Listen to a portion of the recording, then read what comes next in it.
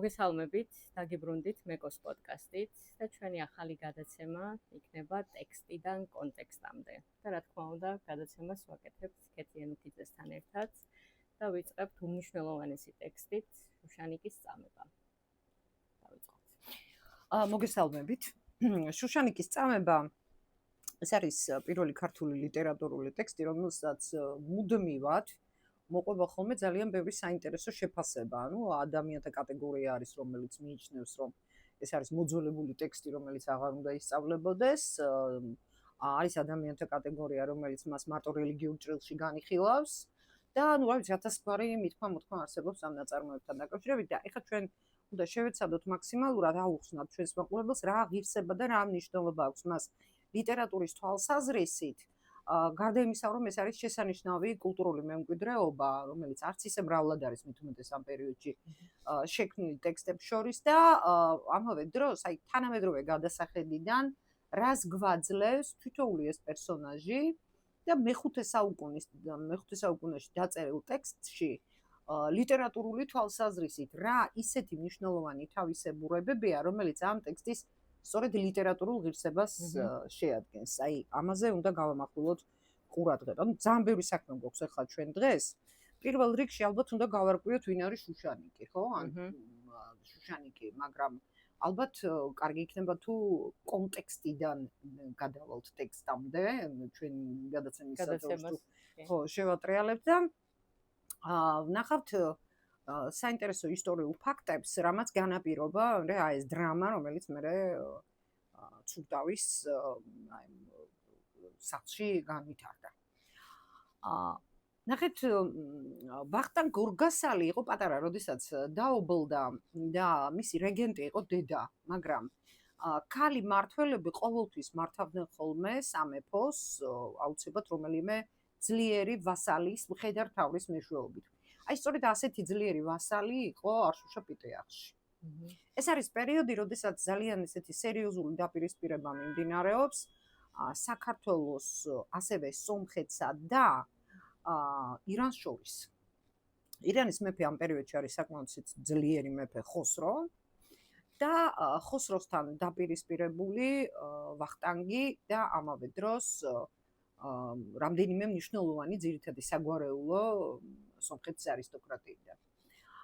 ვახტანგსა და ხოსროს შორის გარკვეული პერიოდის შემდეგ მარტივად შედარებით უფრო დარბილებული ურთიერთობაა, იმიტომ რომ მან ცოლად შეირთო ხოსროს ქალიშვილი, ეს ხო დინასტიური ქორწინება, რომელიც აბალანსებდა პოლიტიკურ ვითარებას საქართველოსა და ირანს შორის, მაგრამ ეს ახალგაზრდა ქალი მშობიარობის დროს გარდაიცვალა და ამან განაპირობა, რომ ეს ძალიან მყიფე კავშირი ისევ რაღაცა დაძაბული ურთიერთობით შეიცვალა.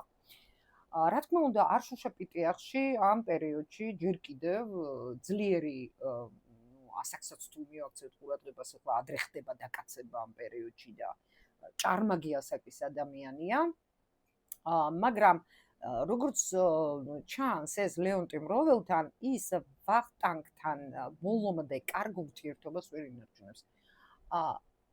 ერთ-ერთი ბრძოლის დროს, ბრძოლის შემდეგ იმისათვის, რომ თავისი ძმის ტყვედ-აყვანილი, მძევლად წაყვანილი ოჯახის წევრები გამოუხსნას, არშუშას უწევს სპარსეთში ჩასვლა. დაახლოებით ამ პერიოდში ვახტანგსა და არშუშას შორის ურთიერთობა უკვე ისეთი ჰარმონიული აღარ არის, იმიტომ რომ ჩანს, რომ არშუშას ოჯახი აღარ არის პიტიახში, ანუ თანამდებობაა ერისთავის, ისინი არიან ცურტავში, რომელიც უბრალოდ მათი საგვარეულო სახლი იყო და ასევე საეპისკოპოსო ცენტრი იყო და ისინი აღარ ცხოვრობენ ქვემო ქართლის დედაქალაქში. ანუ ეს არის პერიოდი, როდესაც სავარაუდოდ მის თანამდებობა უკვე სხვამ შეითავსა, მაგრამ რა თქმა უნდა, ეს იყო ძლიერი არისტოკრატი და ის თავის პირად ქონებას ინარჩუნებს.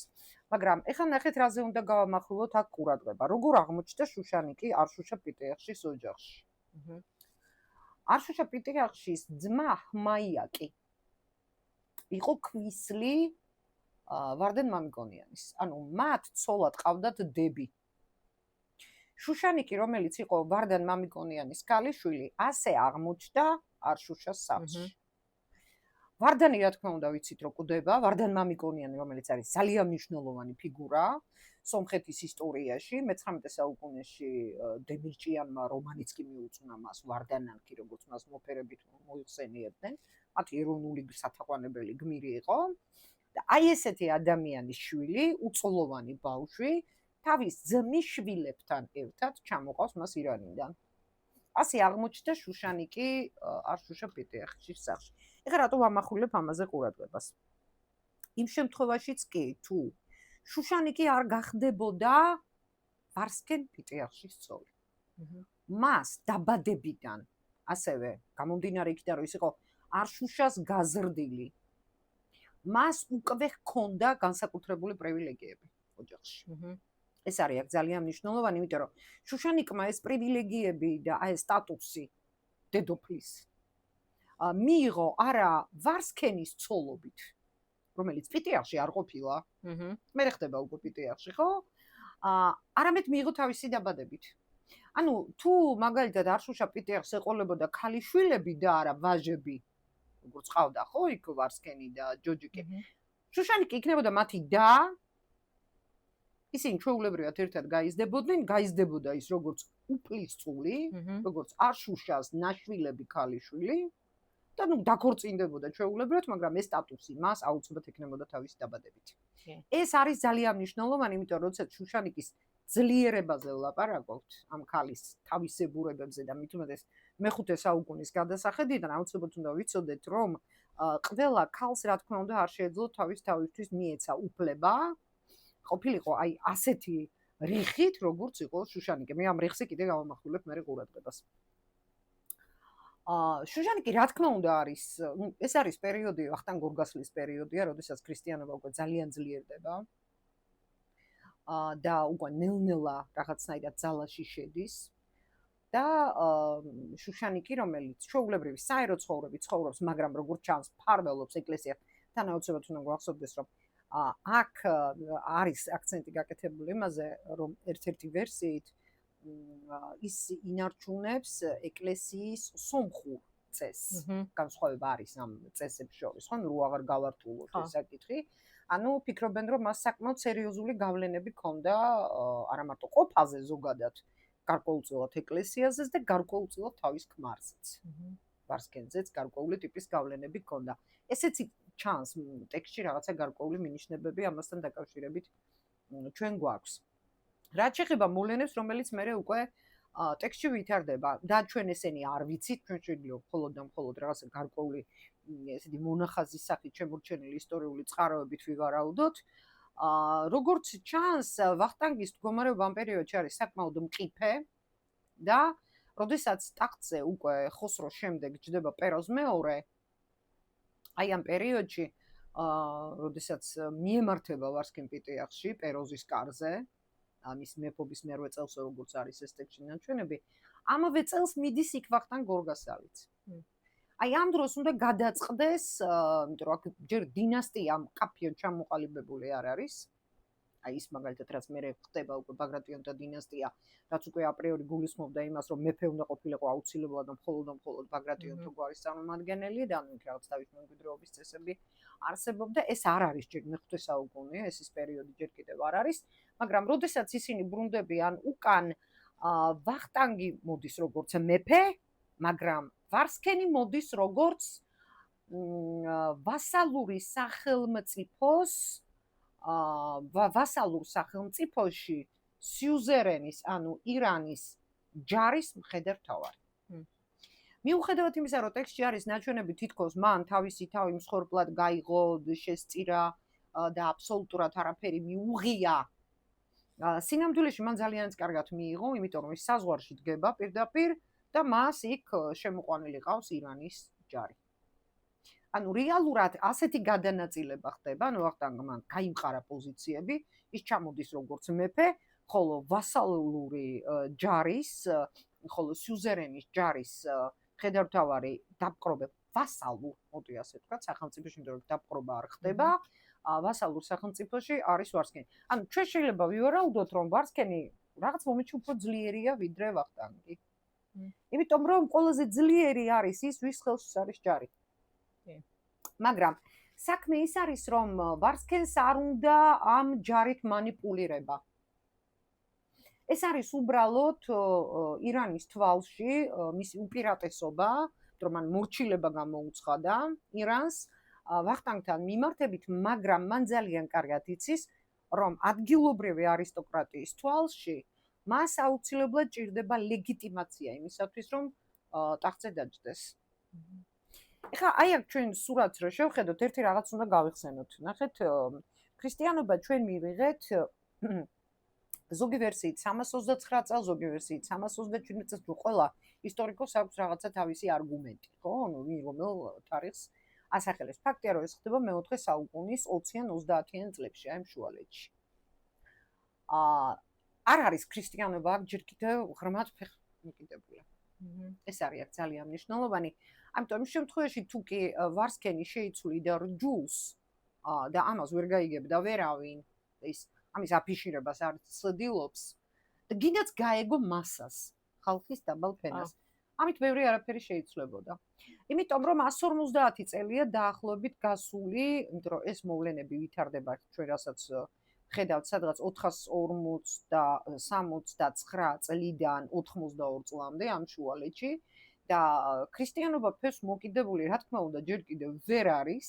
ის კი არა და მაგალითად ფხოველთა ამბოხება თამარის ეპოქაში მოხდა და ამიტომ ეს საფრთხე, აი რაც ტექსტში არის ხაზგასმული, ნაკლებად იგრძნობოდა იქ მაშინ ადგილზე მე-5 საუკუნეში, მაგრამ ერთი არის კიდევ მნიშვნელოვანი, რომ ახალ რელიგიას, როდესაც ის სახელმწიფო რელიგიად ცხადდება, პირველ რიგში, რა თქმა უნდა, ამ სტატუსს ანიჭებს მმართველი ელიტა, არისტოკრატია. შიშიც როდესაც უჩნდებათ, ან რაღაცა ვთქვათ, ზემოქმედების სურვილი როდესაც უჩნდებათ სწორედ ამ ელიტაზე და ამ ელიტის. დაბალ ფენებთან, ხალხის მასებთან, რა თქმა უნდა, აი ეს შეხება თითქმის ნულოვანია. ანუ მნიშვნელოვანი ეს იყო, რა თქმა უნდა, რა პოზიცია ექნებოდა არისტოკრატიას, მთავრებს, მათი დამოკიდებულება ვახტანგის მიმართ და მათი დამოკიდებულება, რა თქმა უნდა, ვარსკინის მიმართ. ეს იყო აქ მნიშვნელოვანი და გადამწყვეტი. ამ მხრივ, რა თქმა უნდა, ქართლის ტერიტორიაზე ვახტანგის პოზიციები ბევრად უფრო მყარი იყო. იმიტომ რომ ის იყო გვირგვინოსანი, კურთხეული მეფე. და ვარსკინს, რა თქმა უნდა, დაჭირდებოდა ძალიან ბევრი წვალება, ძალიან ბევრი ბრძოლა იმისათვის, რომ ეს შეეცვალა. რაც მოხდა შემდეგ შუშანიკის წამებით, ამან ვარსკენის პოზიციები ძალიან შეელახა და ძალიან შეარყია. იმიტომ რომ წეგან დავიწყე ზუსტად ამაზე ლაპარაკი. შუშანიკი არ იყო უბრალოდ ვარსკენის ცოლი. შუშანიკი იყო ვარდან მამიკონიანის და არშუშა პეტრიახშის ქალიშვილი. შუშანიკისთვის მიყენებული ზიანი ქრისტიანულ კონტექსტში იყო თუ სახალხო კონტექსტში, ამას არ აქვს არცებითი მნიშვნელობა. ჩვენ ერთი ვიცით, მაგრამ მეორე შეგვიძლია ვივარაუდოთ. ეს იყო მახვილი, რომელიც ფაქტობრივად ვარსკენმა თავის თავს თვითონ ლახვარი, რომელიც მან თავის თავს თვითონ ჩასცა. რითიც სხვა შორის მე ძალიან სერიოზულად ისარგებლა ვახტანგ გურგასალმა, რომელმაც დარუბანდის კარი დაგიდა, როგორც აი ამ პერიოდის ტექსტში ჩანს, როდესაც დარიალის ხეობა ჩაკეტა და ვარსკენთან უკვე დაპირისპირება წამოიწყო. არგუმენტად იყო გამოყენებული სწორედ ქრისტიანი დედოფლის მიმართ მის დამოკიდებულება. შუშანიკის მნიშვნელობას ხაზს უსვავს ის გარემოებაც, რომ ამ ადამიანის შესახებ დაიწერა ეს ტექსტი. ეს არის პერიოდი, როდესაც აგიოგრაფიული ლიტერატურის წესები, კანონები ჯერ კიდევ მკაფიოდ არ არის ჩამოყალიბებული. ამიტომაც იქ ტექსტში არის ძალიან ბევრი ისეთი ნიუანსი, რომელიც სტანდარტულად მოგვიანებით შექმნილ სხვა აგიოგრაფიულ ტექსტებში არ ხვდება. მაგალითად, აი ეს მხატვრული სახე, რომელიც ძალიან კარგად არის გამოკვეთილი. აი ეს რაღაც დეტალები, ნიუანსები, რომელიც შემდგომი პერიოდის ძალიან მშრალ აგიოგრაფიაში საერთოდ არ ჩანს და ტექსტის კითხვის დროს თანაგანცდაც კი არ გაქვს პერსონაჟის. მაგრამ საერთოდ გაქვს განცდა, რომ აი რა კაია რო აწამეს მეთო ჩემო, აი ამისკენ უტყოდა, ეს უნდოდა და მეთო ჩემო რა კაია ბოლოს და ბოლოს რო აწამეს. აი შრალად არის ეს ყველაფერი ძალიან წარმოდგენილი. ეს არის რა თქმა უნდა სახარების სტანდარტი, იმიტომ რომ სახარებაშიც მაცხობის წამება სწორედ აი ესეთი რაღაცნაირი მხოლოდ ფაქტის კონსტატაციი და ემოციური შეფასების გარეშეა მოცემული. აქ ჩვენ ამას ვერ ვნახავთ. თავიდან ბოლომდე ეს ტექსტი არის შექმნილი სწორედ აი ამ ემოციებით, ну ან ჩვენ დეტალებს რა თქმა უნდა დავაკვირდებით.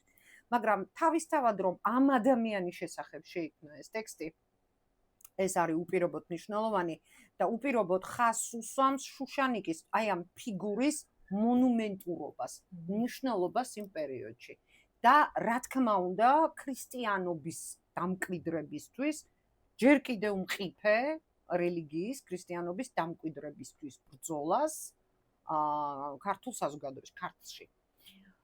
ტექსტი დაიწერა 475 475 482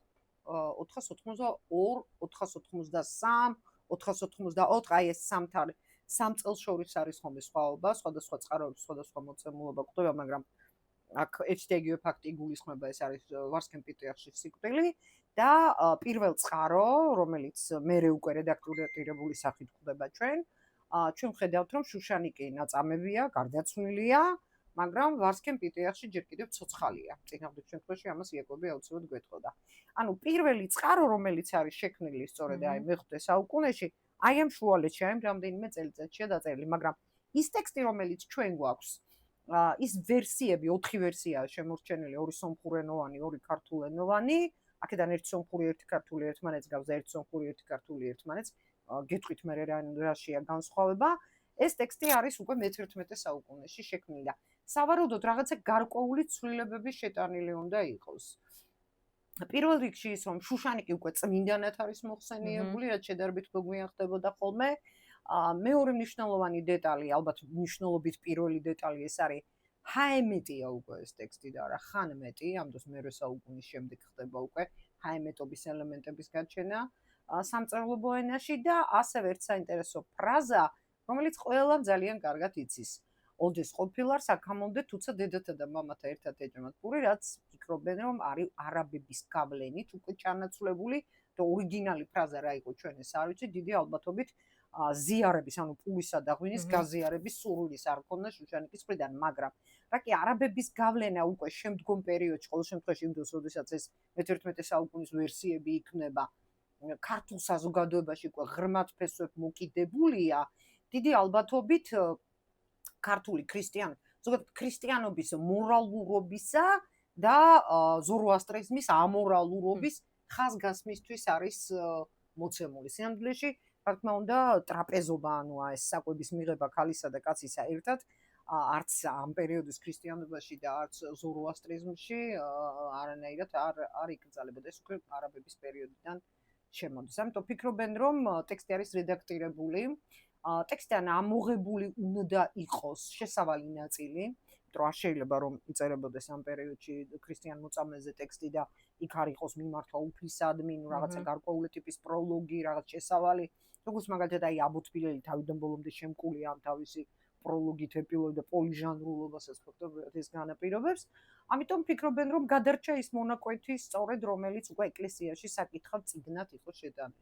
საკითხავი წიგნები, ანუ მოწამეთა ცხოვრების ამსახველი ამ პერიოდში ცოტაა, ჯერ კიდევ, ანუ იმ პერიოდში, როდესაც გადაწერა ხდება და ანუ ჩვენთან მოღწეული ვარიანტების გათვალისწინებით, რა თქმა უნდა, უკვე მოიმატა, იმიტომ რომ მე იყო დავით და კონსტანტინე მხეიძეების წამება, კონსტანტინე ელკახის წამება, გობრონის წამება, კოლა ყრმათა წამება და ასე შემდეგ და ევსტათი მცხეთელის წამება და ასე შემდეგ. და აბუს წამება კიდე, რა თქმა უნდა, ერთ-ერთი მნიშვნელოვანი ტექსტი. ამ პერიოდში, რა თქმა უნდა, თავიდან შუშანიკის წამება გრანდიოზულ ტექსტად ითვლება, თუმცა თუ ჩვენ ლიტერატურული ტექსტის ხარისხს შევხედავთ, გრანდიოზულად ითვლება ბოლომდე. ერთ-ერთი ყველაზე მნიშვნელოვანი ტექსტია. მისი ავტორი არის პირადი მოძღვარი შუშანიკის, დიდი ალბათობით ასევე არისტოკრატული წრის წარმომადგენელი, იმიტომ რომ პირადი მოძღვარი ის დედოფლის ვერცერთ შემთხვევაში ვერ გახდებოდა და მას ხაზს უსვამს ასევე მისი განათლება, იმიტომ რომ განათლების მიღების შესაძლებლობაც სწორედ ამ წრეს ჰქონდა და არავით არ იცურტაველი.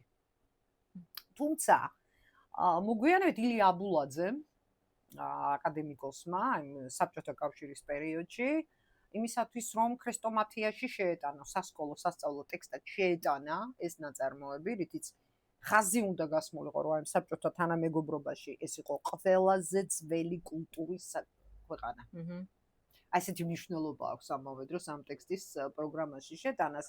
ამიტომ მან ხუცესის ნაცვლად მოარგო ცურტაველი, რომელიც ისე აღიქმებოდა როგორც გვარი.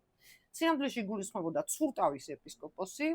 ჩვენ არ ვიცით ეს იაკობი გახდა თუ არა ცურტავის ეპისკოპოსი, მაგრამ რაკი წარმოშობით იყო ცურტავიდან და ასაკი მისი ემთხვევა 506 წლის საეკლესიო კრებაზე წასულ ქართლიდან წასული ერთ-ერთი ეპისკოპოსის ამ რენომეს, ამიტომ გადაწყვიტეს, რომ შეიძლება ეს ერთი და იგივე პიროვნება ყოფილიყო და ასე მოგვევლინა ადრეული და კაი გვიანობამდე საბჭოთა კავშირის პერიოდის ქრესტომათიაში იაკობ ხუცესი, იაკობ ცურტაველად. პირველ პირშია, რა თქმა უნდა, ტექსტი დაწერილი და ეს არის უნიჭიერესი კაცი. უნიჭიერესი კაცი პირველ რიგში აი კომპოზიციის გამო, აი რაღაც ქვეტექსტების გამო, აი მთელი იმ სურათის გამო, რომელიც მან ნაწარმოებში შექმნა, იმიტომ რომ ერთია, როდესაც ის ხედავს ამ თავისთვის ძვირფასი და ახლობელი და საყვარელი ადამიანის ამ ტანჯვას, ამ მდგომარეობას და მეორეა, როდესაც ის მას ანიჭებს ლიტერატურულ სახეს და აი რა ნიუანსებით არის ეს წარმოდგენილი, აი ყველაზე კარგად სწორედ ამ კაცის ნიჭიერება ჩანს სწორედ აი აქ ამაში. შუშანიკი პერსონაჟი. შუშანიკი ისტორიული გმირი, ისტორიული ფიგურა. ჩვენთვის არის აბსოლუტურად ერთსახოვანი. ამიტომ ჩვენ წარმოდგენა არ აქვს მის როლზე მაგალითად პოლიტიკურ ცხოვრებაში, მაგრამ ლიტერატურული გმირი უკვე იძენს სავარაუდოდ იმ რეალური დიალოგებიდან გამომდინარე, რომელიც მაშინ იმართებოდა წინავდე შემთხვევაში ამას აგეოგრაფიულ ტექსტში ასე რო არ ყოფილიყო ვერაფერი მოახვედრებდა, უკვე იძენს ძალიან საკულტო მნიშვნელობას. მაშინ როდესაც ვარსკენ პიტრიახში მაგალითად ამ ნაწარმოებში საერთოდ არ არის წარმოდგენილი რეალურად. დიდი ალბათობით რა თქმა უნდა ვარსკენ პიტრიახს ჰქონდა თავისი მიზნები. რა თქმა უნდა მას ჰქონდა თავისი გარკვეული მისია, თავისი სურვილები, რის გამოც მან ეს ნაბიჯი გადადგა და კიდევ ვიმეორებ, რომ თუ არის ლაპარაკი ქრისტიანობის ღალატზე, ჩვენ იმაშიც არ ვართ ზუსტად დარწმუნებულები, რამდენად მთელი არსით და შეგნებით იყო ვარსკენ პიტრიახში ქრისტიანი და რამდენად შორს იყო მისგან ზოროასტრიზმი, რომელიც შვილობილი რელიგია მაგალითად ძალიან ბევრი წლის განმავლობაში წმინდანინოს შემოსვლამდე ქართლის მთავარ რელიგიას წარმოადგენდა, ხო? არმაზის მსხრევა გაგიგიათ ალბათ და ეს წმინდანინოს ანუ მეოთხე საუკუნის ეპოქას უკავშირდება, ანუ ოჯახში რა ტრადიციები არსებობდა, ანუ რამდენად მთელი არსებით იყო გაზიარებული ქრისტიანობა და საერთოდ აბსოლუტურად იყვნენ მოწყვეტილები ზოროასტრიზმის გავლენების, ეს ჩვენ არ ვიცით. დიდი ალბათობით მოწყვეტილები რა თქმა უნდა არ იქნებოდნენ. ეკლესიის გადასახედიდან ვარსკენი ამიტომაც არის წარმოდგენილი როგორც მოღალატე. მაგრამ ნაწარმოებში არის კიდევ ერთი მნიშვნელოვანი პერსონაჟი, რომელსაც როგორც წესი ყურადღებას არ აქცევენ ხოლმე, მაგრამ ჩვენ ამ პერსონაჟზე მაინც მოგვიწევს ყურადღების გამახვილება, იმიტომ რომ ეს არის პირველი ქართველი კონფორმისტი პერსონაჟი ჩვენს ლიტერატურაში. აი კლასიკური კონფორმისტი, თვითაღიარებული, რომელიც არაჩვეულებრივად თავისივე სიტყვით აყალიბებს კონფორმისტის თვისებებს და ესეთი კლასიფიცირდება სწორედ ამ კატეგორიაში. ეს არის ძალიან საინტერესო პერსონაჟი. ჩემს ერთ-ერთი ყველაზე საყვარელი პერსონაჟია ნაწარმოებში, იმიტომ რომ აი უნიკალურია რაღაც მხრივ. ეხლა თვითონ ტექსტს რო გავყვეთ და წეგან რაზეც დავიწყე ზუსტად ლაპარაკი, რომ აი განსაკუთრებულია, თქვი ხო, განსაკუთრებული, რითია განსაკუთრებული, ეხლა ამაზე უნდა გავამახვილოთ ყურადღება, ხო? ტექსტი იწყება ასეთი მინიშნებით, რომ შუშანიკს ეჭვი ეპარებოდა ვაითუ წინასწარმეტყველურად და წინასწარმეტყველება რა თქმა უნდა ქრისტიანი მოწამეების ერთ-ერთი აუცილებელი მახასიათებელია. ვაითუ ჩემი მეუღლე ვარსკენი ემან იქ რო წავა გამაზდიანდეს. მაზდიანობა ეს არის ქართული ვერსია ზოროასტრიზმის. არანაირი წინასწარმეტყველება მას არ ჭირდებოდა, გამომდინარე იქიდან, რომ დიდი ალბათობით ვარსკენი ემზადებოდა იქ წასასვლელად და რაკიღა მათთან სახლში ცხოვრობს ვინმე სპარსი, სასახლეში, რომელსაც აქვს საშუალება, შეიძლება სულაც არ ცხოვროს, მაგრამ აქვს საშუალება, რომ წვდომა, რომ შუშანიკთან როცა მოუნდება, როდესაც მოიხასიათება, შუშანიკის სურვილის მიუხედავად მივიდეს, შევიდეს მასთან ოთახში და გაესაუბროს და შუშანიკი ვერ აგდებს მას და პირიქით თავს იზღუდავს მისგან და ასე შემდეგ. დიდი ალბათობით ვარსკენი კაი ხნის განმავლობაში სწავლობდა რაღაცა წესებს, რაღაც ჩვევებს, შეიძლება სულაც ირანულს იმისათვის, რომ მერე სპარსეთში გამგზავრებულიყო. ამიტომ შუშანიკმა ძალიან კარგად იცოდა, რომ ალბათობა იმისა, რომ ვარსკენ შეიძლება რჯული დაეთმო, მაღალი იყო. სპარსი კაცი, რომელიც მერე შთაგონების წყაროდ იქცა ეს სახელი. ესეთი სპარსი ხო მარტო ეს ვიცი და ეს რენომე ხო? მერე უკვე კონსტანტინე გამსახურდიასთვის და ფარსმან სპარსი მოგვევლინა სწორედ აი ამგვარად. დიდი ალბათობით ასევე მაღალი წრის წარმომადგენელია. და დიდი ალბათობით ასევე შეიძლება საერთოდაც პიტრიარქის ოჯახის წევრია, ან ბიძა, ან რაღაცა გარე ბიძაშვილი, ან ვინმე რაღაცა ნათესაური კავშირი აქვს, რომელიც ქრისტიანი არ არის. უბრალოდ იზიარებს სწორედ აი ზოროასტრიზმის მიმდევრობას. ასეთი ალბათობით შეიძლება არსებობდეს და აი სწორედ აქ არის ძირითადი განსხვავება, რომ შუშანიკი ელოდება, რომ უკიდურეს შემთხვევაში თუ მეტი არაფერი გამოვა, რაღაცით ხო უნდა მოუგოს ვარსკენმა ვახტანგს. რა უნდა შესთავაზოს პიტრიარქს ვარსკენმა პეროს. ხო, ანუ რითი უნდა აჩვენოს თავისი ერთგულება. თუ არა, სწორედ იდეოლოგიური თანხმობებით, იმიტომ რომ ჩვენ ვიცით, რომ რელიგია იყო არა მხოლოდ მრწამსი, არამედ იდეოლოგიური თანხმედრის ერთგვარი საშუალება, გზავნილი იყო ერთგვარი, რომ ეს ადამიანები რაღაცნაირად ერთი ცნობიერებით, ერთი მენტალობით იმართებოდნენ. ამიტომ შუშანიკი ამას ელოდება. და ის სწორედ მაშინ, როდესაც შუშანიკი შეიტყობს, რომ ვარსკენმა ნამდვილად შეიცვალა რჯული, ავტორი ამბობს საოცარ სიტყვებს. აი აქედან იწყება უკვე რეალურად ტექსტი. ავტორი ამბობს, რომ ვარსკენმა, რომელიც იყო ქრისტიანი დედის და მამის შვილი, რჯული შეიცვალა არა იმიტომ, რომ ვინმემ აიძულა, არამედ მან ეს თავისი ნებით გააკეთა. რა განსხვავება რჯულის შეცვლასა და ანუ საკუთარი ნებითა და სხვისი იძულებით შეცვლას შორის. აი ეს არის ტექსტში ერთ-ერთი ყველაზე მნიშვნელოვანი ნიუანსი. უკვე ტექსტში როგორც ლიტერატურულ ნაწარმოებში, რომელიც რა თქმა უნდა ჩვენ შეგვიძლია სწორედ რელიგიურ წილში განვიხილოთ.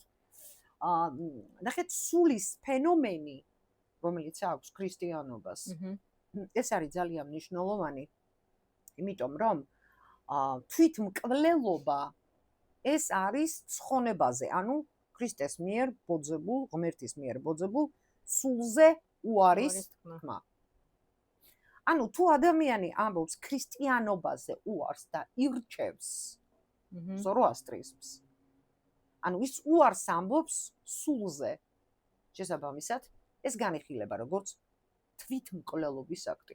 იძულებით, როდესაც ვიღაცას რაღაცას აცვლევინებს, ეს მკვლელობაა. მაგრამ ეს არის თვითმკვლელობა, როდესაც ადამიანი თავისი ნებით აკეთებს ამას. ამიტომ ავტორი ამას პირდაპირ უსვამს ხაზს. ტანჯვის და ყველანაირი იძულების, აი აბსოლუტურად ყველაფრის გარეშე. ის რომ ნათქვამი იყოს, რომ აი იმიტომ რომ ჯარი უნდა მიეცათ მისთვის.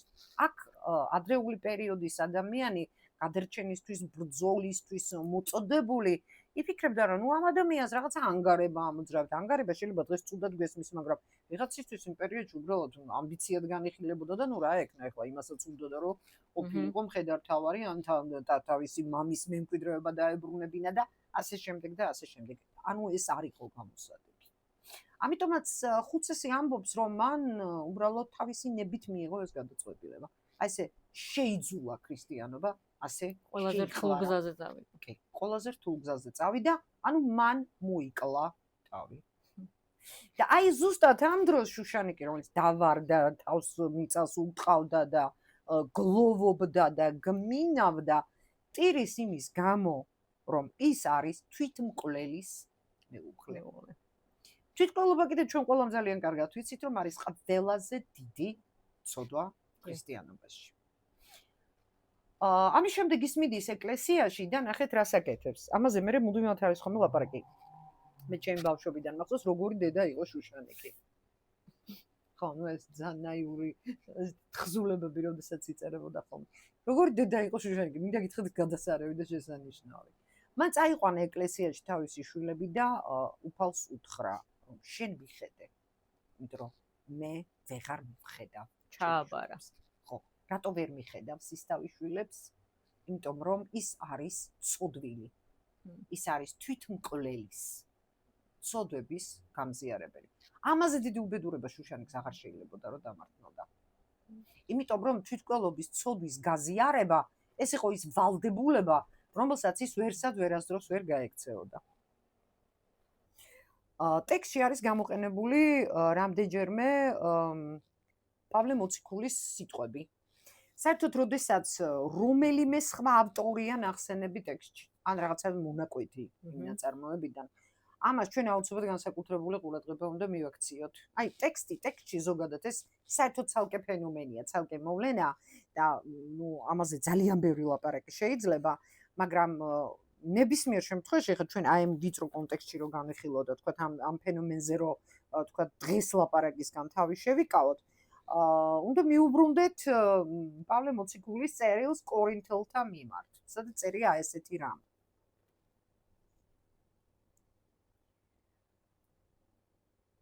დაქორწინებულებს ვამცნობ, არამე არამედ უფალი, ცოლი არ გაეყაროს ქმარს. ხოლო თუ გაეყრება უკურწინო დარჩეს, ან და ქმარს შეურიგდეს და ქმარი მიატოვებს თავის ცოლს. სხვებს კი ვეუბნები მე და არა უფალი. თუ რომელიმე ძმას ყავს ურწმუნო ცოლი და ის ქალი თანახმა ამასთან იცხოვროს, მიატოვებს იმ ცოლს. დედაკაცი, რომელსაც ურწმუნო ქმარი ყავს და კაცს სურს მასთან ცხოვრება, მიატოვებს ქმარს, რადგან ურწმუნო ქმარი განიწმინდება ცოლით. ურწმუნო ცოლი განიწმინდება ქმრით. თორემ თქვენი შვილები უწმინდურები იქნებოდნენ. ახლა კი წმინდანები არიან. მაგრამ თუ ურწმუნო სურს გაყრა, გაეყაროს. ასეთ ვითარებაში ძმა ან და დამონებულნი არ არიან.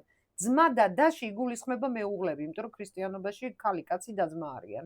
ანუ შუშანიკში ასეა ეს მოცემული, არა დამონებულ არს, ძმა იგინა დაი, არამედ განეტეოს. ეს ფრაზაა გამოყენებული. რადგან მშვიდობისკენ მოგვიწოდა ღმერთმა, რადგან რა იცი შენ ცოლო იქნებ იხსნა ქმარი, ან და რა იცი შენ ქმარო იქნებ იხსნა ცოლი. ეხლა რატო ეს ძალიან მნიშვნელოვანი? შვილების თემად შემოდის აქ. გამოჩნდა უკვე, ხო? ანუ რატო მიიყვანა და ღმერთს რატო შეღაღა და იმიტომ რომ მან თავისი თავდადებით უნდა იხსნას თავისი შვილები. მაგრამ რომელიც ცოდვაა, რომელიც უნდა იტვირთოს შუშანიკმა ვარსკენის რომელიც ცოდვა.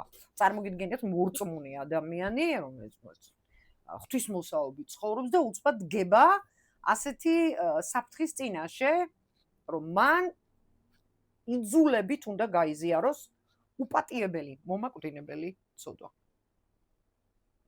აი ეს არის მისი უდიდესი ტრაგედია. აქედან იწყება მისი ტრაგედია და აი ამ მონაკვეთიდან იწყება უკვე აი ამ ორი პიროვნების ურთიერთდაპირისპირება. ეს არის ძალიან ძიმე ურთიერთდაპირისპირება. მე არ ვლაპარაკობ მარტო ფიზიკურ ანგარიშწორებაზე, რომელსაც ტექსტში ავტორი ძალიან დეტალურად აღწერს, იმიტომ რომ ვიზუალური სურათი შეგიქმნას, რაც მაგალითად როგორც წეგარ მახსენი არ არის სახარებაში მოცემული. არ არის ასევე სხვა ტიპის გეოგრაფიულ ტექსტებში. აი აბო თბილელშიც, რომელიც უკვე მერვე საუკუნეში იწერება, ხო? მოუღერეს სამჯერ მახვილი და მერე მან ქედი არ მოიდრიკა და ჩასწეს მახვილი და მერე უცბად წერია რომ მოვიდნენ და სთხოვეს რომ აი მისი გვამი მოგვეცი და ასე შემდეგ. ანუ ძალიან მშრალად, ძალიან ცივად ზედვეტი ემოციების გარეშე. აქ ეს ცემა არის ნაჩვენები ისე დეტალურად რომ აუცილებლად იწვევს მკითხველის თანაგრძნობას. ხაზი ესმება უსუსურობას, მისი ჩვილის სხეული, როგორ აღწერს ამას ავტორი, როგორც ცდილობს ჯოჯიკი რომ რამენაირად იხსნას და გადაარჩინოს. ანუ ეს დეტალები არის ძალიან მკაფიოდ ნაჩვენები. ანუ ეს ხორციელი ტკივილი, აი ეს თანაგანცდა იგარშემო სიმხეცე ვარსკენის, რომელსაც ის ამჟღავნებს, ხო? ძალიან ესეთი ხილულად არის ტექსტში წარმოდგენილი, რაც რა თქმა უნდა არის მოცემული არა იმიტომ რომ უბრალოდ შუშანიკის ტკივილები გაჩვენოს, არამედ პირველ რიგში გაჩვენოს ვარსკენის სიმხეცე. ეხლა ნახეთ რა არის ეს სიმხეცე. ეს არის ადამიანი, რომელმაც მოიკლა თავი. თანამედროვე ტერმინოლოგია რო გამოვიყენოთ, ვარსკენი ტექსტში არის წარმოდგენილი აბსოლუტურად უსულგოლო არის, როგორც ზომბი. როგორც მიცვალებული. ისეთ სახით არის წარმოდგენილი. ავტორი იყენებს სხვადასხვა ხერხებს ამას ხაზი რო გაუსვას. ძვინვარე მხეცი, მგელი იგი ვარსკენი, აქ სამგზის საწყალობელი და სამგზის უბადრუკი და ეს მამაძე და სულიწმინდი დაწყევლილი და ასე შემდეგ, ამაზე საერთოდ აღარ არის ლაპარაკი. ანუ მუდმივად უსვავს ხაზს, რომ მისი დანახვაც კი ადამიანებს იმდენად აძრწუნებს, რომ სიტყვის დამთავრება არ შეუძლიათ. რომ ის არის გამხეცებული, გაველურებული, ადამიანის სახე აქვს დაკარგული. რატო? იმიტომ რომ ის არის მკვდარი. მას ცოცხალი ადამიანის თვისებები აღარ აქვს. აი ეს არის კიდევ ერთი დეტალი, რომელიც აი ამ ძიმე სცენებში სწორედ აი ამ კონფრონტაციის, აი ამ სულიერად ძლიერი გამყარებული და სულიერებისგან დაცლილი უბადრუკი ადამიანის ბრძოლას გაჩვენებს. ოღონდ ამ ბრძოლაში რა თქმა უნდა ვარსქენი არის აბსოლუტურად დამარცხებული, განადგურებული. გამომდინარე იქიდან რომ მთელი მისი გეგმები იშლება, მას არ შეუძლია დამალოს ის, რასაც აკეთებს. ამ დროს მისთვის ეს ძალიან მნიშვნელოვანი იყო ამ ყველაფრის დამალვა, მაგრამ ეს ხომ მკვდარია, მას ხო უკვე აზროვნების უნარიც აღარ შესწევს. თავიდან როდესაც მოდიოდა ხალხი გამოგზავნა, რომ იქნება საზღვართან ვინმე დამხვდეს, რომ ამხელა ჯარით რომ მოდის, ვინმეს ემად ქვეყნის დამპყრობად არ მოვლენოდა. ბერები დაიბარა და უთხრა რომ მე თქვენ არაფერს გერჩით, მე თქვენთან არაფერი საქმე არ მაქვს, ისევ ისე გააგრძელეთ ცხოვრება, როგორც აქამდე იყავით, თქვენთვის, მე ჩემთვის. მაგრამ აი მას შემდეგ რაც ამ ქალის წინააღმდეგობას აწყდება.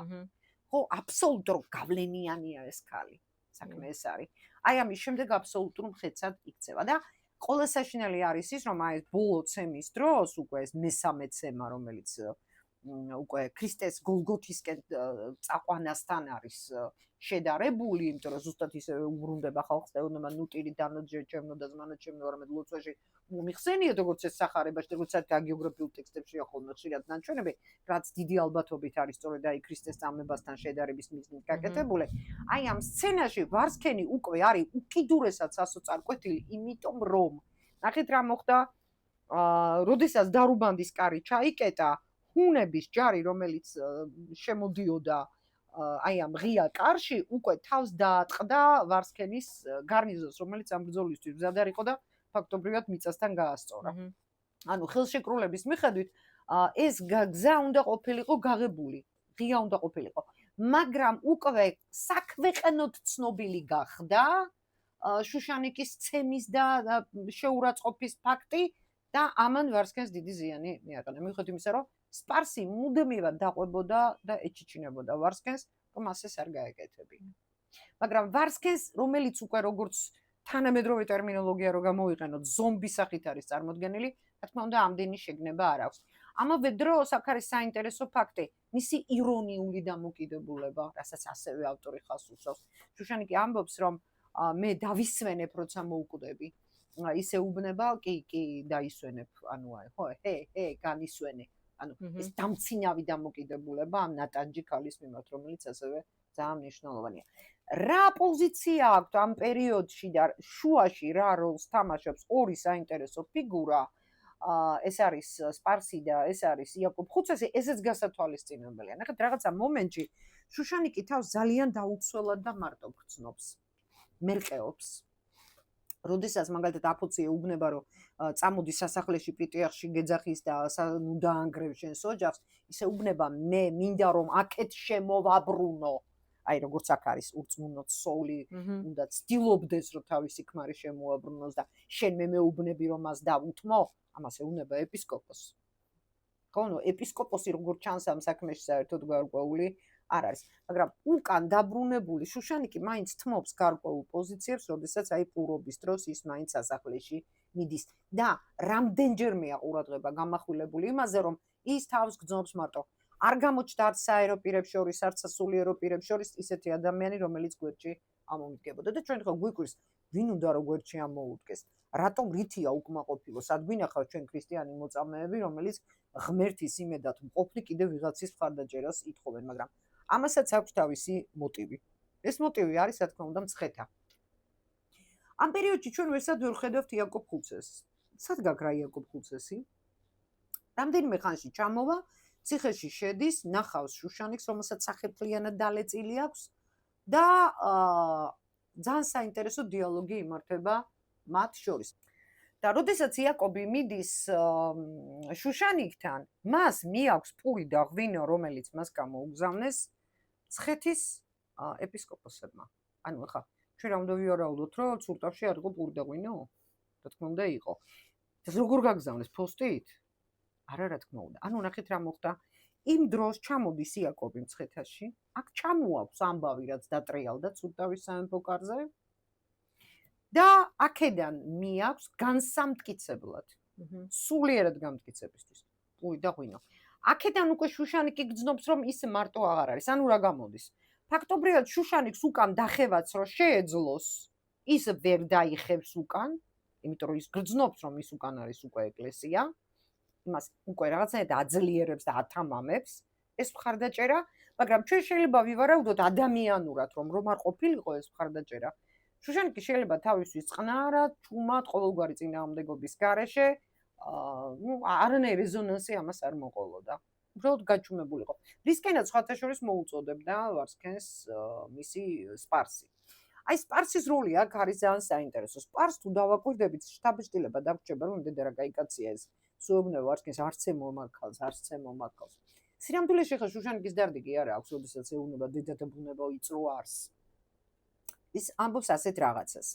ათასნაირი ინტერპრეტაცია არსებობს, რა თქმა უნდა, ამ ფრაზის, მაგრამ რეალური მაინც არის ნახეთ რა. ქალის სივრცე გადაადგილების ან გავლენის ან ურთიერთობის. ეს არის რა თქმა უნდა ძალიან პატარა. რა გავლენები უნდა ქონოდა? დიდი სასახლის კარი, დიდი თქვათ ეკლესიაში წასულიყო. ხო? მისი გადაადგილების არეალი და გავლენის არეალი არის ძალიან პატარა. ანუ აი შუშანიკი ხა თვას არ გაიშლი და ქუჩაში არ გამოვიდა და ყვირილს არ დაიწყებ და ხალხო ნახეთ რა ხდება, ჩემმა ქმარმა ჯული შეიცვალა, ხო ასე არა? ანუ თუ ეს ამბავი რაღაცნაირად მიჩუმათდებოდა, ეცოდინებოდა ხუთ კაცს. იმას და იმას. მეც არავის. მაგრამ რა კიღა ამას უკვე ცემატყება, აგერ უკვე მცხეთაში ინფორმირება ეკლესიის, რომელიც სახელმწიფოს ფუნდამენტია, ხო, იდეოლოგია, რომელზეც სახელმწიფოები ეფუძნება თავისთავად ცხადია რელიგიებს, ხო? აი, როცა ამას მოყვება, ეს უკვე არაფრის დაფარვა არ ხდება. რეზონანსული ხდება სწორედ ამის გამო. იმის გამო, რომ ვარსკენმა ვერ მოახერხა ბრაზის შეკავება პირველად. სრულიად შეუძლებელი იყო, რომ ბრაზი შეეკავებინა მეორედ, მაგრამ მისი შემდგომი გაბრაზება უკვე ეს ბოლო ცემა, რაც აი 1 წლის განმავლობაში თუ 3-ჯერ მოხდა ეს, ხო? ყოველდღიური გვემა სინამდვილეში ეს არ ყოფილა. სხვა რა მოვლენები სხვანაირად განვითარდა და მე აი როცა ბოლოს ციხეში შეიყვანა. აი მოვლენ იმას გულისხმობ, ხო, აი რომ წერან გოლგოთის გზა გაიარა თქო. ეს იყო უკვე მოვლენა, რომელიც ვარსკენს აღიზიანებს და შლის იმდენად რომ ჩამოდის აღდგომის დღეებში იცდის იკავებს მაქსიმალურად თავს, იმიტომ რომ ქრისტიანები არ გააღიზიანებს, მაგრამ რისხანება არ ცხრება. იმდენად არის განრისხებული, რომ აღსების მერეც კი აბსოლუტურად გონი არ ეკითხება ისეთი სასტიკია. ეს არის მისი გაბრაზების მასშტაბებზე აქ აქცენტი გაკეთებული და სცემს შუშანიკს და ეუბნება აბა სად არიან ის ქრისტიანები, რომლებიც ზურგს გიმაგრებენ. რა თქმა უნდა, იმ ადამიანებში, რომლებიც ზურგს უმაგრებენ, იგულისხმება მცხეთა. რა თქმა უნდა, იგულისხმება ეკლესია, რა თქმა უნდა, იგულისხმება მეფე. თვითონ შუშანიკის როლი ამ პროცესში, რომ რამენაირად, აი ხა მე ვახტანგ გურგასალს უნდა ვარგო, რა თქმა უნდა, აბსოლუტურად არანაირი არ არის. შუშანიკს წარმოდგენაც არ აქვს, ვინ უმაგრებს მას ზურგს, იმიტომ რომ მისი მოტივი საერთოდ თავიდან ბოლომდე არის აი ამ თავის მრწამსის ჩარჩოში.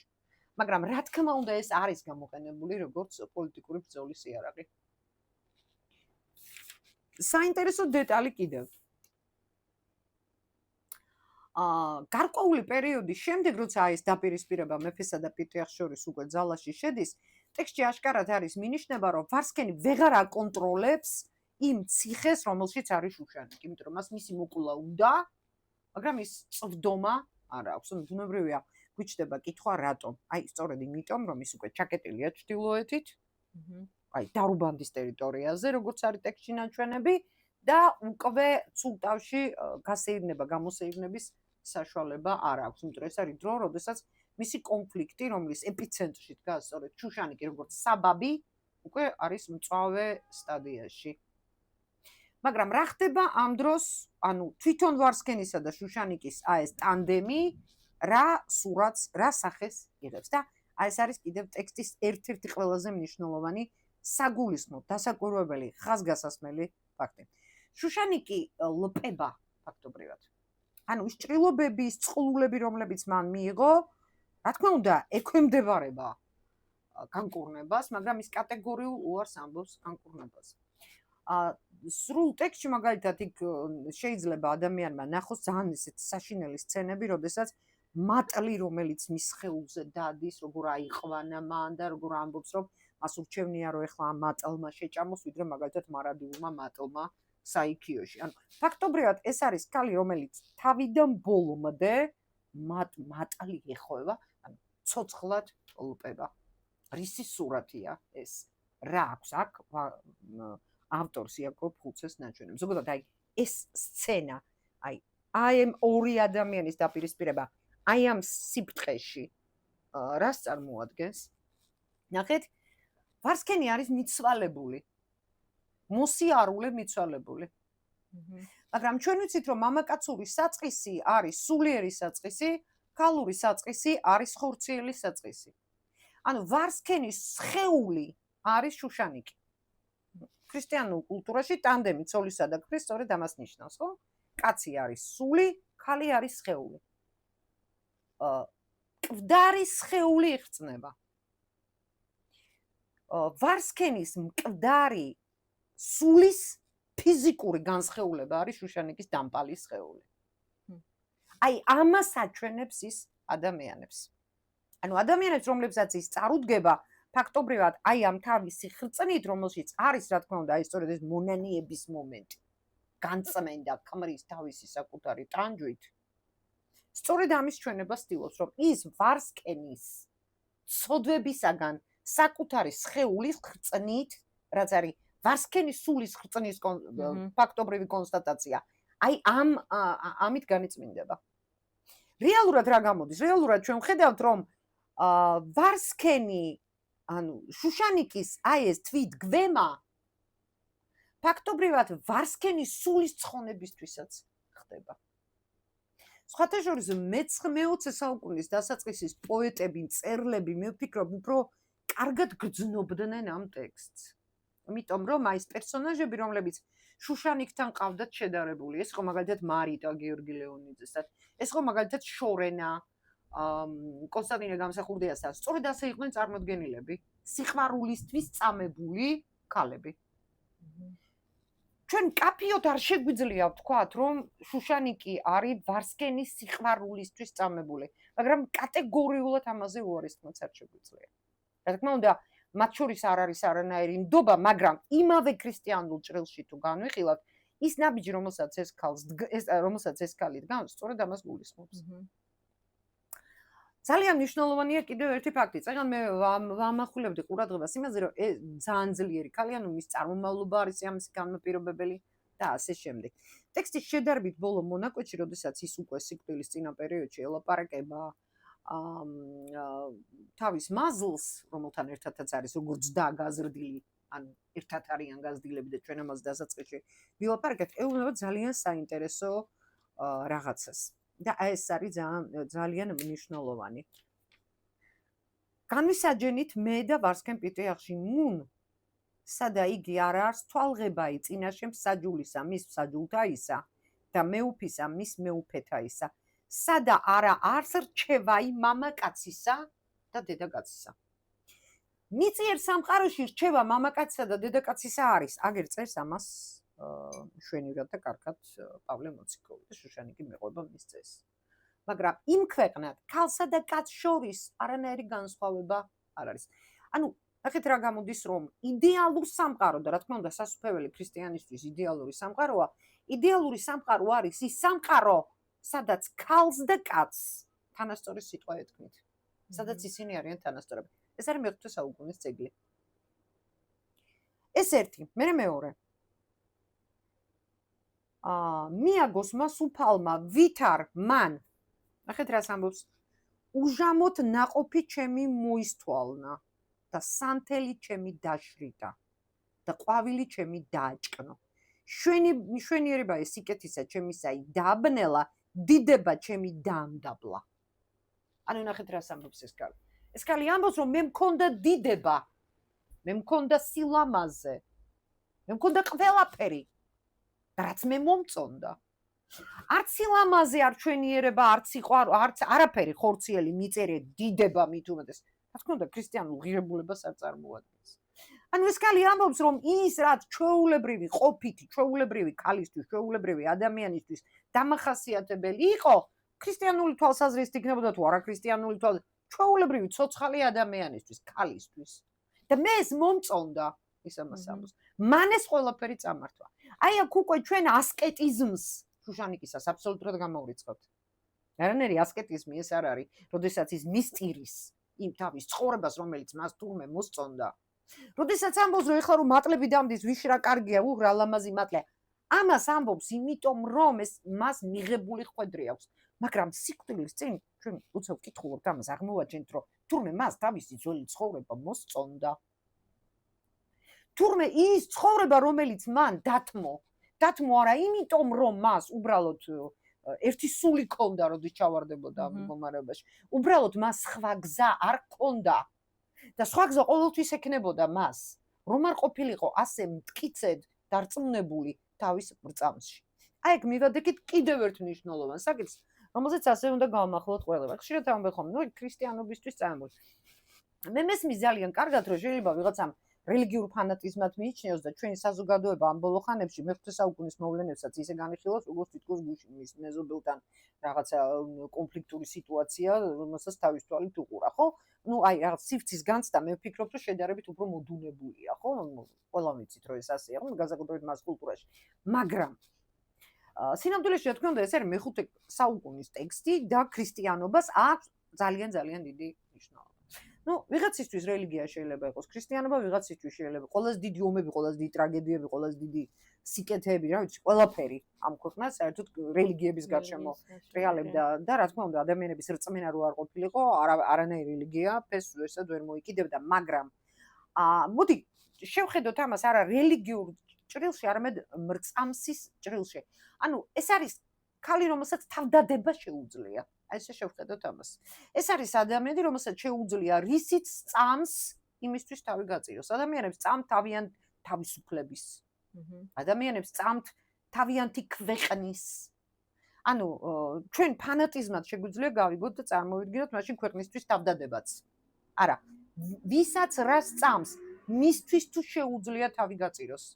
აი ეს უკვე დიდი ძალის ანიშნებელია. მე თუნდაც კიდევ ვიმეორებ, ეს არისო ქალი, რომელიც გაიზარდა ისეთ პირობებში, როდესაც მისთვის ფიზიკური ტკივილი იქნებოდა, თუ ყველაფერს მოკლებული ყოფა იქნებოდა, თუ ის ჭუჭყი იქნებოდა, თუ შიმშილი იქნებოდა, თუ რა ვიცი რა უბედურება რაც მან გამოიარა, ჩვეულებრივი და ბუნებრივი იყო. არა, რა თქმა უნდა, ის ცხოვრობდა როგორც დედოფალი, გაიზარდა როგორც უფლისწული, იცხოვრა როგორც დედოფალმა. ეს ყველაფერი უფრო ამძიმებს. რა თქმა უნდა.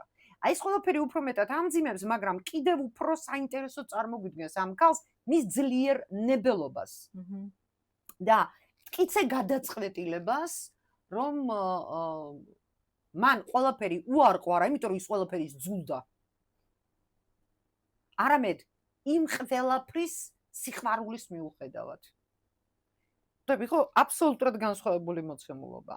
ერთია, როდესაც შენ ერთადერთი გზა გაქვს და რასაც აკეთებ რაღაცის მიმართ დისტანცირების გამო. და მეორე, როდესაც შენ ალტერნატიული გზა გაქვს, მოგწონს ის მეორე გზაც, მაგრამ იმის მიუხედავად აკეთებ მაინც იმას, რაც შენ სწორად მიგაჩნია. ფაქტობრივად, ამ ერთი ადამიანის თავგანწირვა, ეს იყო თავგანწირვა ვარსქენის სულის ცხონებისთვისაც. ვარსქენის და შუშანიკის ურთიერთობაში არის კიდევ ერთი საინტერესო დეტალი, რომელზეც აუცილებლად უნდა გავამახვილოთ ყურადღება, ეს არის სამკაულების დეტალი.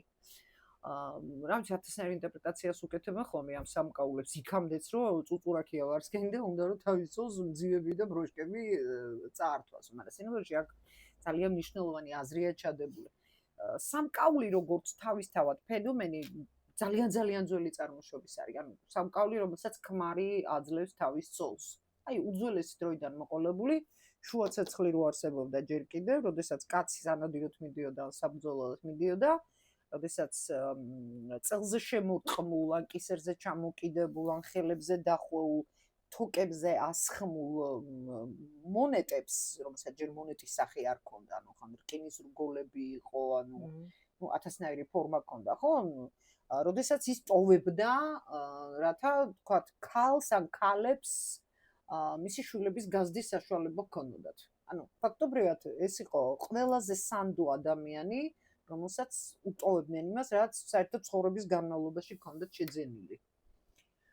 დროთა განმავლობაში ამ კისერზე წელზე შემორტყმულმა, რა ვიცი, ათასნაირი სახით შემურჩენილმა ამ დოვლათმა, მოდი ასე ვთქვათ, ხო, უკვე სამკაულის სახე შეიძინა და როდესაც ცოლს ირთავდა კაცი, ის მას ჩუქნიდა უკვე სამკაულს ნდობის ნიშნად. ანუ ცოლ-ქმრული კავშირი ხო შედგება სწორედ აი ხორცისა და სულის ერთიანობისგან და ამავე დროს სხვადასხვა კულტურაში, მაგრამ ნებისმიერ კულტურაში მაინც რა თქმა უნდა სანდოობა არის ერთ-ერთი მთავარი, რაც ამ ადამიანებს ერთმანეთთან აკავშირებს, იმიტომ რომ ეს არის ერთ-ერთი საიდუმლო ქრისტიანულ რელიგიაშიც და ძალიან მნიშვნელოვანი და საკრალური. იგივე მაგალითად, როდესაც ცოლ-ქმრის ღალატი განიხილება როგორც ძალიან დიდი ცოდვა, განიხილება სწორედ იმიტომ, რომ თუ ერთია დაზიანებული, ან სული, ან ხორცი, ეს რა კი ქორწინება არის წარმოდგენილი როგორც ეკლესიისა და ღმერთის ერთიანობა, ფაქტობრივად აი ამ ერთიანობას აზიანებს. ამიტომ ეს რა თქმა უნდა უდიდესი ცოდვაა. აი პავლე მოციქული წერს, რომ კატეგორიულად არ შეიძლება მათი ერთმანეთსაგან გაყოფა და გამოჩნდა. აი სწორედ აი ამ ნდობაზე არის ლაპარაკი. როდესაც შუშანიკი თავიდან ეუბნება იაკობს, რომ გამგზავნო მე ჩემი სამკაული. იაკობი ეუბნება ჯერ მოიცადე, იმიტომ რომ იაკობი ჯერ არ არის დარწმუნებული შუშანიკი რამდენად გაუძლებს იმას, რაც მას ელის, რაც იცის იაკობმა, რომ მოხდება, იმიტომ რომ იაკობმა ქრისტიანმა მოძღვრმა ძალიან კარგად იცის, რას ნიშნავს ქრისტიანობაზე საკუთარი ნებით უარის თქმა, რა შეიძლება ამას მოყოს, ცხოველად გადაგვარება ადამიანის, ხო, ანუ სულ წაწყამებელ, სულ მოშორებულ, ჩვეულებრივად, ну, რაღაცა ესეთი უსულო არსებად, ну, ზომბად როგორც ადამიანობის დათმობა სულმეს. აი ადამიანის არსის უარყოფას გულისხმობს, ხო, ანუ რამდენად შეძლებს შუშანიკი ამას რომ გაუმკლავდეს. ის უარსეულობა ჯერ ცოტა ხანს მოიცადე, მაგრამ იქვე ვარსკენი შემოუთვლის, რომ სამკაული დამიბრუნოს. ანუ ვარსკენი ფაქტობრივად მას ეუბნება, რომ მე მას არ ვენდობი. ანუ ამაშიც ერთიანები არიან, შუშანიკს უნდა რომ სამკაულები გაუგზავნოს, ვარსკენს უნდა რომ სამკაულები დაიბრუნოს. ანუ ესეც უკვე ფაქტობრივად მათი კავშირის გაწყვეტაა. თუმცა თუ დავაკვირდებით შუშანიკის წამების აი ამ გზას, როგორ იტანჯებ, როგორ ტანჯავს ფაქტობრივად შვებას არ აძლევს საკუთარ სხეულს, ну აი ეს ყბები დამტრეული, წარმოუდგენელი ფიზიკური ტკივილის პირობებში იცხოვრა, ხო, ანუ 6-7 წელია რა.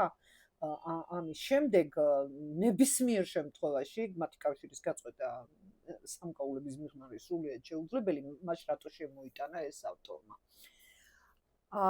არის ერთ საინტერესო დეტალი აქ. შუშანიკი თვითონ უწოდებს საწუთროს მეუღლეს უწოდებს ვარსკენს. აი, ხაზგასმა ხდება, რომ ეს არის მეუღლე, ოღონდ საწუთროს მეუღლე. მაშ ვინ არის მისი მარადეული მეუღლე? როდესაც ბურკილებს დაადებს პირველად ვარსკენი შუშანიკს ამას ეწინააღმდეგება სპარსი. კიდევ ვიმეორებ, სპარსი ყოველთვის თითქოს იცავს შუშანიკს, არც ერთ შემთხვევაში ეს არ არის შუშანიკის დაცვა. ეს არის ვარსკენის დაცვა. იმიტომ რომ ერთ-ერთ სცენაში იქ არის ნაჩვენები, როდესაც იაკობი ციხეში მივა მის სანახავად, ის ამბობს, რომ მე შევედი და ვიხილე იგი როგორც უფლის ძალი დამშვენებული ბორკილებით. ნუ მე პერიფრას ვაკეთებ ახლა, ხო? ანუ ციტატას არ ვიყენებ. ანუ მან სამკაულები მაშინ რა თქმა უნდა განისაზღვრებოდა ძირითადად მასიური ოქროს ნივთები იყო, ან ვერცხლის ნივთები იყო, შეიძლება ყელსაბამი ყოფილიყო, შეიძლება ყოფილიყო ჯიღა, ანუ რაღაც დიადემა, შუბსაკრავი შეიძლება ყოფილიყო სამაჯური, იმიტომ რომ ბეჭედი, რომელიც შედარებით უფრო პატარაა, ხო, ნუ წონით ეს შედარებით გვიან ჩდება. აი პირველად მაგალითად ცნობილია, რომ ბეჭედი, ანუ ბრილიანტის ქვით, ალმასის თუ ბრილიანტი, დიდი ალბათობით მაინც ალმასის, როგორც საქორწინო საჩუქარი მაქსიმილიან ჰაბსბურგმა გაუგზავნა თავის მეუღლის მარია ბურგუნდიელს, რომელიც 1000 ჯერ უფრო მდიდარი იყო ვიდრე მაქსიმილიანი და ეს პატარა სიმბოლური ნიუანსი. იმის შემდეგ უკვე მოდის და მოდის ბეჭედის როგორც საქორწინო საჩუქრის და აი წყვილთა შორის კავშირის ესეთი სიმბოლო. თორე ძირითადად რა თქმა უნდა ეს იყო მასიური ოქროს ან ვერცხლის ნივთები. ნუ გააჩნია რომ კულტურაში რას უფრო დიდი ფასი ჰქონდა. ხა ეგვიპტეში ვიცით რომ ოქრო ბევრად მეტი იყო და ვერცხლს ბევრად უფრო დიდ მნიშვნელობას ანიჭებდნენ. ხო, ვერცხლის მუმიები ყველაზე დიდ ფარაონებს ჰქონდათ. ამას რა დავანებოთ თავი. ამიტომ ნახეთ, აი ამ სამკაულების ჩანაცვლება უკვე ბორკილებით, რომელსაც შუშანიკი სიცოცხლის ბოლომდე არ იხსნის. ეს უკვე მისი მხრიდან არის იმის გაცხადება, რომ მისი მეუღლე არის არა ვარსკენი უკვე, რომელსაც აი სანდოობის ნიშანი სამკაული უკან დაუბრუნა. მისივე თხოვნით მათ შორის. არამედ ეს არის მნიშვნელოვანი, რომ ვარსკენმა თვითონ წაიღო ეს სამკაული, უგუნურმა ვარსკენმა, რომელმაც პარს არ დაუჯერა და ეს სამკაული თავის ცოლს გამოართვა, რითიც ფაქტობრივად მათ შორის უკვე აი მიწიერი კავშირი გაწყდა. და ამის სანაცვლოდ ბორკილების გაკეთება ქრისტეს სიყვარულისთვის. ეს არის უკვე იმის მინიშნება, რომ ის არის უფლის პატარძალი. ჩვენ ხო ვიცით, რომ მონაზვნები არიან სწორედ უფლის ძელები, როგორც ამას ძველ ქართულ ენაზე, როგორც უწოდებენ ხოლმე. ამიტომ სამკაულის და ბორკილის თემას ამ ნაწარმოებში აქვს სიმბოლური დატვირთვა და ესეც ერთ-ერთი ღირსებაა ამ ტექსტის, როგორც აი ლიტერატურული ფენომენი, აი ამ კონტექსტში თუ განვიხილოთ. და ბოლო პერსონაჟი, რომელიც არ შეიძლება რომ არ ვახსენოთ, ეს არის ჯოჯიკი. ჯოჯიკთან პრინციპში რა პრეტენზია შეიძლება ვინმეს ჰქონდეს, იმიტომ რომ თუ რამე კონფლიქტი იყო, თავიდან იყო და პულის ჭამის დროს სცემა ვარსკენა შუშანიკთან ერთად, მერე იყო და როდესაც მას გაეკიდა და სთხოვა რომ ეს რკინა ქედზე და ბორკილები მოეხსნა და იმდენი ევედრა რომ ვარსკენმა მისცანება რომ რკინა აიღოთ, ანუ ხერხემალში ამტვრევდა ადამიანს არის ბეჭებზე დადებული რკინა და ნუ ბორკილები შუშანიკმა თვითონ არ მოიხსნა და სულ თავიდან კიდევ არის ერთი ძალიან კარგად ნაჩვენები მონაკვეთი, როდესაც თავიდან მივიდნენ შუშანიკის შეგონებისთვის შინ რომ დაბრუნებულიყო და ეუბნება რომ ჩვენ დად-ძმა ვართ, ერთად ვართ გაზრდილები და არ მინდა რომ სადედოფლო ადგილი დატოვო და სახლი ააოხრო. და შუშანიკი როდესაც ამაზე უარს ეტყვის, იქ იაკობი ძალიან საინტერესო სცენას გვაძლევს. ჯოჯიკი გარეთ გადის და იქ ტირის. ანუ გარეთ გასვლა და ტირილი პირდაპირ მინიშნება მისი გულწრფელობის, ანუ მას კი არ უნდა შუშანიკს აჩვენოს რომ თვითონ ტირის, არამედ თავის თავთან მარტო ტირის იმ მდგომარეობის გამო, რომელშიც თავისი საყვარელი ადამიანი, დასავით საყვარელი შუშანიკი ნახა. ანუ რა პრეტენზია უნდა გქონდეს იდეაში ამ ადამიანთან მიმართებით. მაგრამ შუშანიკს აქვს ეს პრეტენზია. შუშანიკი მას ეუბნება, რომ არავინ დამიდექით გვერდში, არავინ დამიცავით ვარსკენისგან. ასეს ტკივილი რომ ვარსკენმა ამდენი ფიზიკური ტკივილი მიაყენა, რომ აი ამ მდგომარეობამდე მივიდა, მას ეს ბოლომდე აქვს. მიუხედავად იმისა, რომ თვითონ შუაში ტექსტი შუაში შეება დაბეჭდილება, რომ შუშანიკი თითქოს კი არ განიცდის, სხვებს ამშვიდებს და აწყნარებს, რომ არა უშავს, მე ამას მოვითმენ, მე ამას ავიტანეს, ჩემი ხვედრია, მე ღირსეულად უნდა ვატარო. მაგრამ აი სიკვდილის წინ უკვე აი განცდებს მისას აი ამ ცხოვრების ასე მძიმედ გატარების გამო, შვილების დაკარგვის გამო ის ამას მაინც გამოხატავს და საყვედურობს ჯოჯიკს. ჩვენ რა თქმა უნდა, გვიკვირს რატომ საყვედურობს ჯოჯიკს. საყვედურობს იმიტომ, რომ ვარსკენი მოერეა რა თქმა უნდა თავის ოჯახს და ისინი ბოლოს იყვნენ სწორედ წასულები ჩრდილოეთით, ანუ ისე რომ ვარსკენის დედაც იქ გარდაიცვალა და იქვე იყო დაკრძალული. ანუ მათ ყველა მაზდეანობა მიიღეს. რა თქმა უნდა, ეს იყო გარეგანი, იმიტომ რომ კურთხევისთვის მიდის შუშანიკთან ჯოჯიკი. და თავისთავად ცხადია შვილებს თუ აიძულებდა რა თქმა უნდა ძმის ოჯახსაც, მაგრამ შუშანიკთან გამოსათხოვად მაინც მიდიან. და იქვე ამბობს თვითონ ჯოჯიკი, მე ვარ საწუთროს მოყარე ადამიანი. აი, ამიტომ ვამბობ, რომ ეს არის პირველი ქართველი პერსონაჟი, კონფორმისტი, რომელიც ამავე დროს თვითონვე აღიარებს ამას, როგორც თავის ნაკლს, როგორც თავის უსუსურობას და პატიებას თხოვს შუშანიკს, იმიტომ რომ მან აირჩია სიცოცხლე, მან აირჩია კომფორტი მის მიუხედავად, რომ სულ მუდამ თურმე იტანჯებოდა, რომ მან მიატოვა ფაქტობრივად შუშანიკი და მისი ხვედრი ვერ გაიზიარა. იმიტომ რომ ნახეთ, შუშანიკმა ქრისტიანობა აირჩია, ხო, სიმედგრე შეინარჩუნა. მაგრამ იგი ვერ გაეკეთებინა სხვა ოჯახის წევრსაც. მისი ხვედრი ბევრად უფრო მარტივი იქნებოდა. ანუ ვარსკენი ამდენს ვერ გაბედავდა შუშანიკთან მიმართებით, რაც მან გააკეთა. თქვათ იგივე ჯოჯიკი, რომელიც არა მარტო ვარსკენის ძმა, არამედ შუშანიკის ძმაც არის. ის არ უნდა დაგვავიწყდეს, ის პატარა იყო, როდესაც არშუშამ ჩამოიყვანა და განზარდა. ხო, ერთად იყვნენ ისინი გაზრდილები და რომ არ გამხდარიყო ვარსკენის ცოლი, ვარსკენის დაიქნებოდა. აი ასეთი ტიპის ურთიერთობა იყო ხო მათ შორის. ამიტომაც აი ჯოჯიკის სახე არის ძალიან ცოცხალი, ძალიან ცოცხალი, იმის მიუხედავად რომ ფაქტორად ეპიზოდური როლი აქვს, მაინც არის ძალიან ცოცხალი. ანუ საბოლოო ჯამში თავი რომ მოუყაროთ, ჩვენ ყავს 6 პერსონაჟი. 6-ვე არის ძალიან საინტერესო. ძალიან თავისებური ნიშნები, შუშანიკი, რომელიც არის როგორც მონუმენტი ისე დგას, აბსოლუტური მისი ანტიპოდი, ვარსკენი, რომელიც ფაქტობრივად ერთი არსის ნათელი და ჩრდილოვანი მხარეა, ქალი, რომლის აი ეს თელი სხეული, დაჩაჩანაკებული, გაუბედურებული, დასნებოვანებული არის ნათელი სულისა და ვარსკენის დამპალი სულის ფიზიკური კონსტატაცია. თავისი ნათელი სულის და ვარსკენის. ну, რაღაც მომენტში შეიძლება დორიან გრეის პორტრეტიც კი გაგახსენდეს ხმელთა საუკუნის ტექსტში. და რა თქმა უნდა, იაკობ ხუცესი, რომელიც ძალიან საინტერესოა და რატო განსაკუთრებით? იმიტომ რომ იაკობ ხუცესი, რომელიც მუდმივად გლოვობს შუშანიკს, მაგრამ ნებითუნებლიეთ მისი ამ მდგომარეობის მაპროვოცირებელი ხდება. რომ არ ყოფილიყო იაკობი, მოვლენები როგორ განვითარდებოდა, არავინ არ იცის. იმიტომ რომ გვინდა არ გვინდა სურათი სახეზეა რომ არა იაკობი ეს ტრაგედია, დრამა, რომელიც პიტერ ოჯახში დატრიალდა, შეიძლება არ გასცდენოდა მის ოჯახს, იმიტომ რომ ამბავი გარეთ გაიტანა სწორედ იაკობმა. მცხეთაში ჩამოიტანა. და იმ მცხეთაში ჩამოტანამ ამ ამბავს უკვე პოლიტიკური მნიშვნელობა მიანიჭა და ფაქტობრივად ვარსკენის მოშორებაც უკვე სადავეებიდან ვარსკენის როგორც ვახტანგ გორგასლისთვის ძალიან დიდი საფრთხემცველი ფიგურის დაღუპვაც განაპირობა სწორედ ამან. ანუ პოლიტიკური მიზნებისთვის იყო ეს ამბავი, ეს ტრაგედია გამოყენებული. ამიტომ რაღაცა მედიატორის გამთამაშებლის როლი შეასრულა იაკობ ხუცესმა. რასაც რა თქმა უნდა ის თავის ტექსტში ასე პრინციპი ღიად არ გეუბნება და მუდმივად დასტირის იმ ბედურებას, რაც შუშანიკის თავს ტრიალებს. ის არასდროს არ იკავებს თავს, მუდმივად არის ნაჩვენები, რომ ცრემლი მოგვარა შუშანიკის ნახვამ, რომ თვალები მობანა, რომ აი გული დაეწვა. იმიტომ რომ მას თავისი მისია ჰქონდა, ეკლესიის გაძლიერება.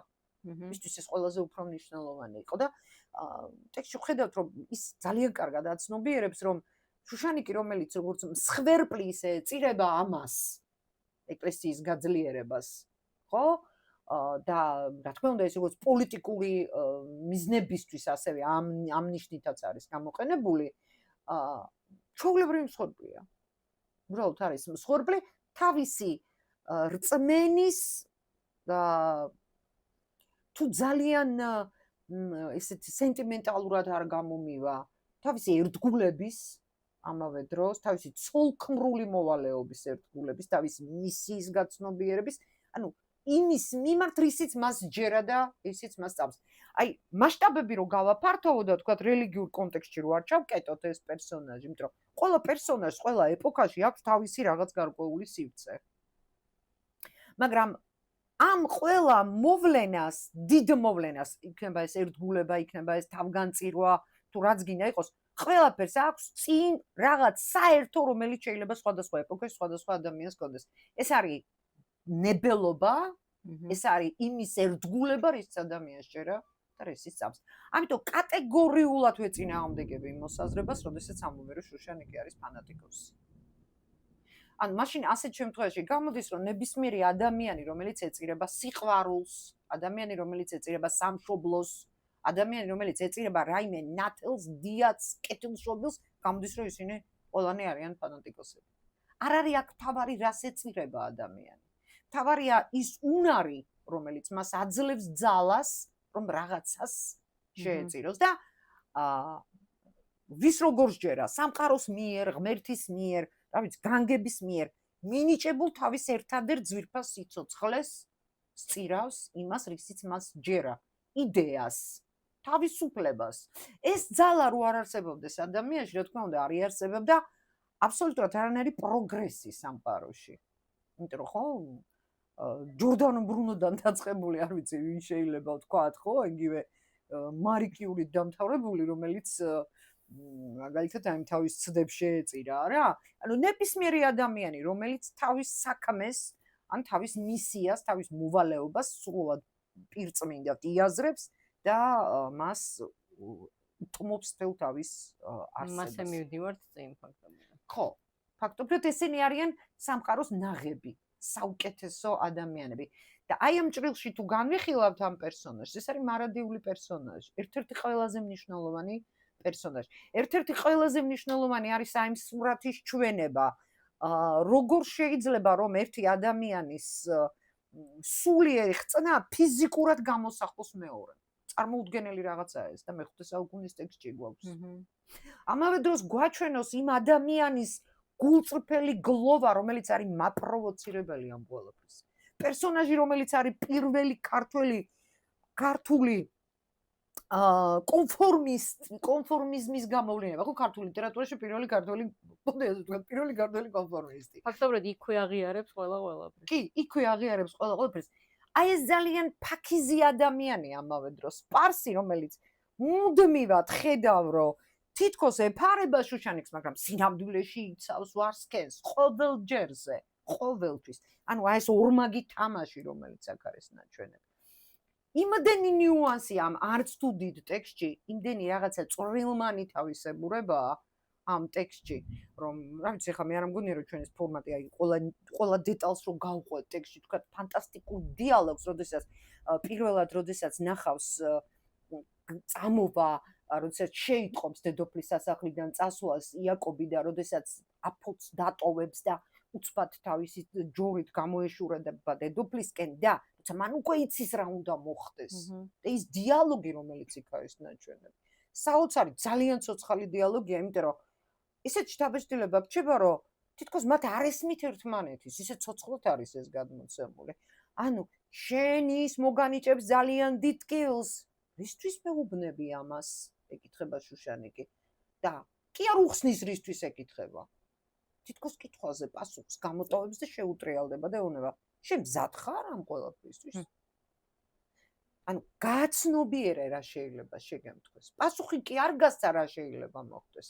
არამედ მზაობაშია მოწმა მისი ძალიან ცოცხალი და ძალიან საინტერესო დიალოგია. ნიჭიერად გადმოცემული დიალოგი. ამიტომ რეალურად ჩვენ ყავს ძალიან ნიჭიერი ადამიანი, მწერალი იაკობ ხუცესი.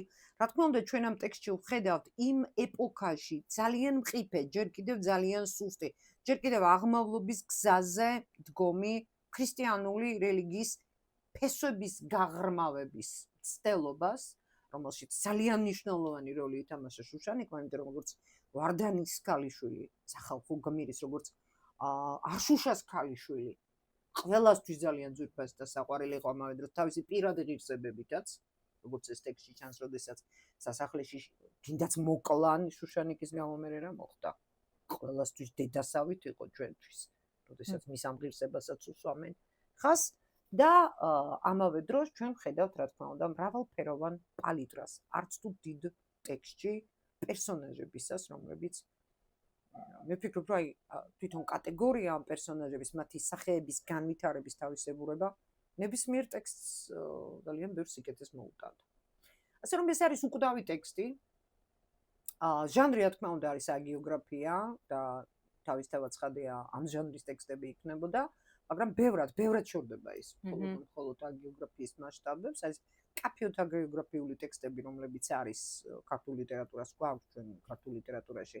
ასეთი ტექსტები, ის თუ რაღაც მხატვრულ ღირებულებებს მოკლებულია და თქვა ერთი კონკრეტული ადამიანის რაღაც იდეისთვის თავგანწირვას გულისხმობს და რაღაცები ხელოვნურად არის დამძიმებული ან გაბაცებული ან გამუქებული, შუშანიკის წამებაში ყველაფერი ძალიან ორგანულად არის გადმოცემული და პირველ რიგში არის ლიტერატურული ტექსტი, სერიოზული ლიტერატურული ნაწარმოები, ძალიან საინტერესო, ძალიან ისეთი ფერადოვანი, ფაქტობრივად ამოუწურავი. კი, აი მრავალწახნაგიანი პერსონაჟები და ამავე დროს ხაზი უნდა გავუსვათ, რომ ეს არის მეტი არც ნაკლები მე-5 საუკუნის ტექსტი.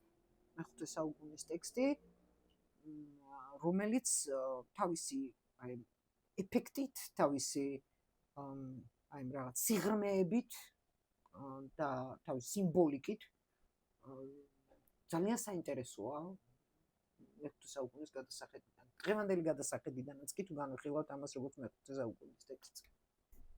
უღრმესი მადლობა, როგორც ყოველთვის, ასეთი საინტერესო საუბრისთვის და ჩვენს მაყურებელს შევხვდებით შემდეგ ეპიზოდში.